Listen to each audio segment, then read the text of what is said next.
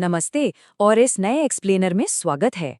आज हम surface level के प्राइस एक्शन से आगे बढ़कर फाइनेंशियल मार्केट्स की एक ऐसी दुनिया में उतरने वाले हैं जो आमतौर पर छिपी रहती है। सिर्फ कैंडलस्टिक्स के हरे और लाल रंग देखकर मार्केट को समझना एक अधूरी कहानी है। आज हम गहराई में जाकर पता लगाएंगे कि असली पैसा कहाँ और कैसे बनता या बिगड़ता है। तो चलिए जल्दी से देखते हैं कि आज हम क्या कवर करने वाले हैं। पहला, द सरफेस कैंडलस्टिक पैटर्न्स। दूसरा, द स्ट्रक्चर वॉल्यूम प्रोफाइल। तीसरा, the shapes of the market. चौथा, द इंजन वॉल्यूम डेल्टा। और पांचवा, स्पॉटिंग हिडन डाइवर्जेंस। 71%, जी हाँ 71%। ये कोई छोटा नंबर नहीं है। इतने सारे रिटेल ट्रेडर्स मार्केट में अपना पैसा गंवा देते हैं। ऐसा इसलिए होता है क्योंकि वे अधूरी जानकारी के आधार पर ट्रेडिंग कर रहे होते हैं। इसीलिए ये बहुत ज़रूरी हो जाता है कि सिर्फ अनुमान लगाना छोड़ा जाए और मार्केट के असली डीप कॉन्टेक्स्ट को पढ़ना शुरू किया जाए। तो शुरू करते हैं हमारे पहले सेक्शन से, द सरफेस कैंडलस्टिक पैटर्न्स। देखिए, एक कैंडलस्टिक बिल्कुल एक फोटोग्राफ की तरह काम करती है। ये ओपन, क्लोज, हाई और लो को बहुत बढ़िया तरीके से दिखाती है। लेकिन, और ये एक बड़ा लेकिन है, ये सिर्फ एक नतीजा है। इस रेड या ग्रीन कैंडल के अंदर बायर्स और सेलर्स के बीच असल में कितनी भारी रस्साकशी हुई, ये सब इस बेसिक तस्वीर में बिल्कुल छिपा रह जाता है। अब बढ़ते हैं दूसरे लेवल पर, द स्ट्रक्चर वॉल्यूम प्रोफाइल। यहाँ पर नजरिए का ये बदलाव सचमुच गेम चेंजर साबित होता है। चार्ट के नीचे जो नॉर्मल टाइम बेस्ड वॉल्यूम दिखता है, उसकी जगह वाई एक्सिस पर मौजूद वॉल्यूम प्रोफाइल एक अलग ही लेवल की कहानी सुनाता है। ये सिर्फ ये नहीं बताता कि ट्रेड कब हुआ, बल्कि ये एग्जैक्टली पॉइंट आउट करता है कि सबसे ज्यादा पैसा कहाँ एक्सचेंज हुआ, यानी किस स्पेसिफिक प्राइस पर। और इसमें सबसे क्रूशियल लेवल होता है पॉइंट ऑफ कंट्रोल, या जिसे शॉर्ट में पीओसी कहते हैं। इसको एक बड़े मैग्नेट की तरह समझिए।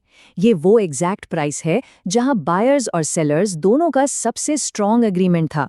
यही वजह है कि मार्केट बार बार इसी पीओसी की तरफ खिंचा चला आता है। अब इस पीओसी के ठीक आसपास जो जगह होती है, उसे वैल्यू एरिया कहते हैं। ये मार्केट का अपना कंफर्ट जोन है। ये वो एरिया है जहां मार्केट अपना ज्यादा से ज्यादा वक्त बिताना पसंद करता है, क्योंकि लिक्विडिटी का सबसे बड़ा हिस्सा यहीं मौजूद होता है। और ये डेटा देखिए, सच में चौंकाने वाला है। ट्रेडिंग एक्टिविटी इतनी ज्यादा कॉन्सेंट्रेटेड होती है कि मार्केट का पूरा 70% एक्शन इसी सेफ वैल्यू एरिया के अंदर चलता रहता है। और जो कुछ भी इस 30% बाहर वाले हिस्से में हो रहा है, वो मोस्टली बस एक भटकाव है या फिर नई कीमत खोजने का एक प्रयास। खैर, यहाँ एक और जरूरी कॉन्सेप्ट आता है, नोड्स। जो हाई वॉल्यूम नोड्स या HVN होते हैं, वे सपोर्ट और रेजिस्टेंस के एक मोटे मजबूत गद्दे की तरह काम करते हैं। यहाँ बहुत अधिक ऑर्डर्स होते हैं। वहीं दूसरी तरफ लो वॉल्यूम नोड्स या LVN मार्केट के खाली रास्ते हैं। जब कीमत इन खाली जगहों पर आती है तो बिना किसी रुकावट के बहुत तेजी से फिसल जाती है। आगे बढ़ते हैं हमारे तीसरे सेक्शन की तरफ, the shapes of the market. अब इन नोड्स के स्ट्रक्चर से मार्केट का मूड पता चलता है। एक बैलेंस्ड मार्केट बिल्कुल एक क्लीन बेल कर्व जैसा दिखता है, शांत, जहां सब एक ही प्राइस पर सहमत हैं। लेकिन एक इम्बैलेंस्ड मार्केट बिल्कुल अलग होता है। ये दिखाता है कि मार्केट अग्रेसिव मूड में है, लगातार नई प्राइस डिस्कवर कर रहा है और वैल्यू को एक नए एरिया में तेजी से शिफ्ट कर रहा है। ये पूरी तरह इस बात पर डिपेंड करता है कि बायर्स और सेलर्स की जंग आखिर जीत कौन रहा है। प्रोफाइल अलग अलग शेप्स में ढल जाता है। जैसे एक बुलिश मार्केट कैपिटल पी का शेप बनाता है, जो ऊपर की तरफ वैल्यू शिफ्ट होने का इशारा है। वही बेयरिश मार्केट स्मॉल बी जैसा दिखता है, यानी नीचे की तरफ बिकवाली। और कैपिटल बी शेप का मतलब है मार्केट अभी कंफ्यूज्ड है, एक साथ दो वैल्यू एरियाज बन रहे हैं। यह शेप्स आगे आने वाले मोमेंटम के बहुत बड़े क्लूज होते हैं। और शेप्स की बात हो रही है तो मशहूर 80% रूल का जिक्र आना ही था। ये एक शानदार हाई प्रोबेबिलिटी सेटअप है।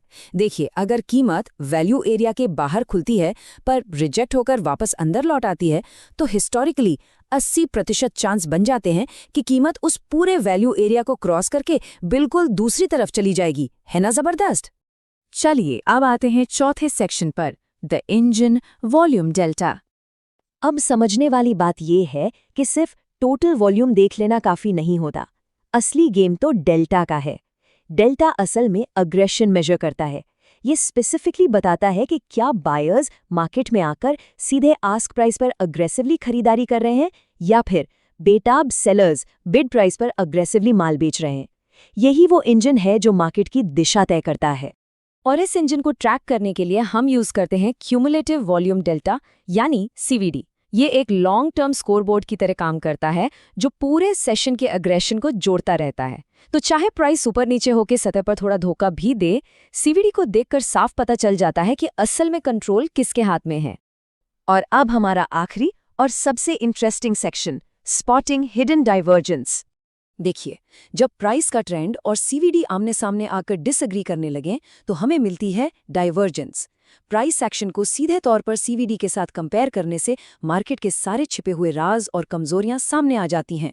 सोचिए, अगर कीमत गिर रही है पर डेल्टा लगातार बढ़ रहा है, इसका सीधा मतलब है कि छिपे हुए बायर्स माल इकट्ठा कर रहे हैं। ये अपने आप में एक बहुत बड़ा वार्निंग साइन है। और यहीं बिछता है मार्केट का सबसे खतरनाक जाल, द ब्रेकआउट ट्रैप।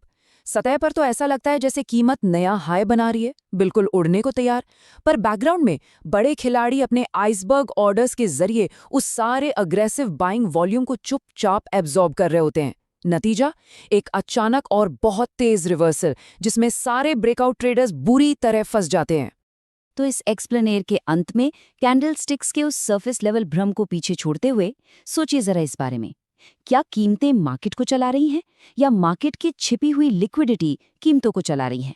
असली ऑर्डर फ्लो और स्ट्रक्चर को समझने के बाद ये एक ऐसा सवाल है जो ट्रेडिंग का पूरा नजरिया बदल सकता है।